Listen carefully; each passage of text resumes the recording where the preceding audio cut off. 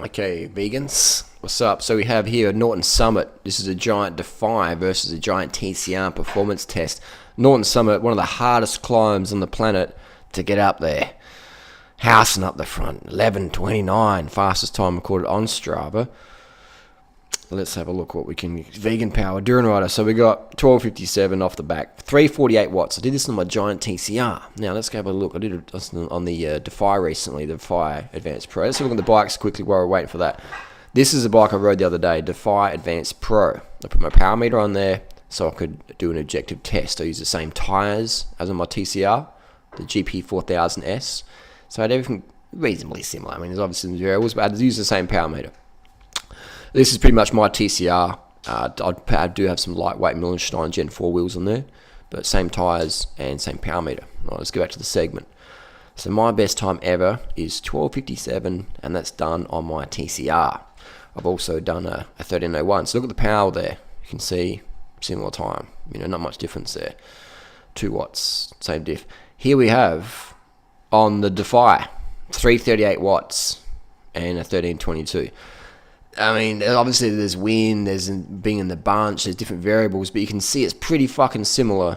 I mean, 22 seconds is a lot, but we're talking 10 watts as well. If I pushed out the extra 10 watts, which I can do, if I was G'd up enough, I would be, you know, you're probably losing, in the same conditions, you're probably losing 10 seconds, maybe 5 seconds up Norton Summit on a fast climb. So you're not really losing much. So the difference between the TCR, the Defy, it's really fucking minimal. If you're a stage racer in the Tour de France, then the extra weight may knock a few minutes off your time after 3 weeks. But for the everyday person, then these disc brake bikes are pretty good as well. It feels a bit more, what's the word?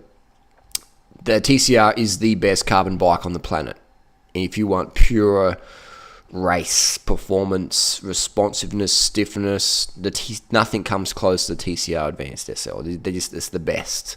It's the best money can buy, without a question. All the tests, I mean, it's not just my opinion, it's the tests, the data. Go and ride one and then see what I mean. Incredible bikes.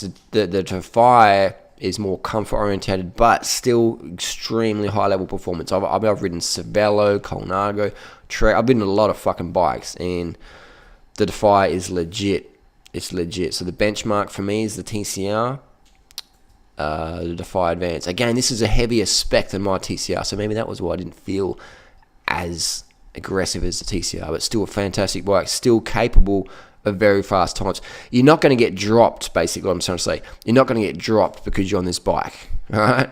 You're going to get dropped because you just couldn't push the watts. It's not because you're on this bike. So the disc brakes, you got extra maybe kilo and a half compared to my TCR on this beast. Carbon rim still.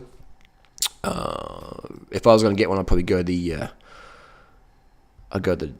full hog of Steve Hogg. Where are we here? That's what I'd be getting, one of these bad boys. Which I probably wouldn't get one of these myself. But that's what I'm talking about. Let's not fuck around, you know. Life's too short to ride shit bikes.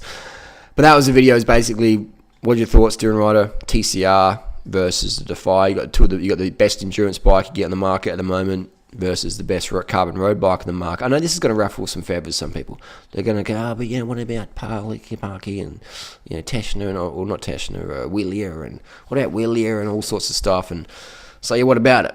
What about it? You ride whatever bike you want to ride. Basically, these days, the carbon bikes are pretty similar. You're not going to get dropped because you're riding a Colnago versus a TCR or whatever. If you're up there, you're up there, all right? Simple as that. If you can push the watts, you can push the watts. As long as your bike fits you, your tyres are pumped up, it's good enough, really. But if we're just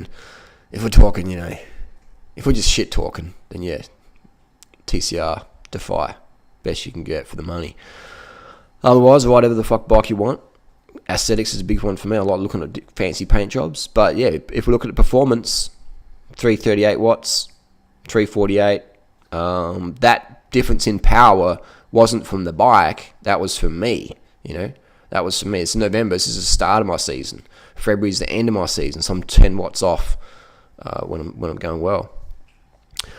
What can we do February next year, 2016? So there you go. Enough rambling. Do you have any more questions about these two bikes? The Defy is a high-level bike. All these giant Defies, even the alloy ones I've ridden, they're really, really responsive, really good. I'd say the alloy Defy is very similar to my Cannondale CAD 9, which is a Tour de France spec frame from 2006.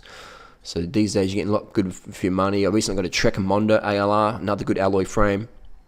But if you're in the market for carbon and you got a bit of coin, I would be going. Just test ride. Just don't fucking take my word for it. Test ride, then decide. Always test ride a bike. Test ride a bike and go from there. Obviously, if you're new to cycling, you don't really know what's good and what's shit, whatever. But if you've ridden a few bikes like I have, and you get to test ride stuff, then you can really test ride and then decide. Any questions? Let them know down below. We'll see you on the road. What the fuck? Oi, are those fucking disc brakes on your fucking road bike, cunt? Are you fucking serious right now? Oi, do you remember that Eddie Merckx cunt? He didn't have fucking disc brakes, did he?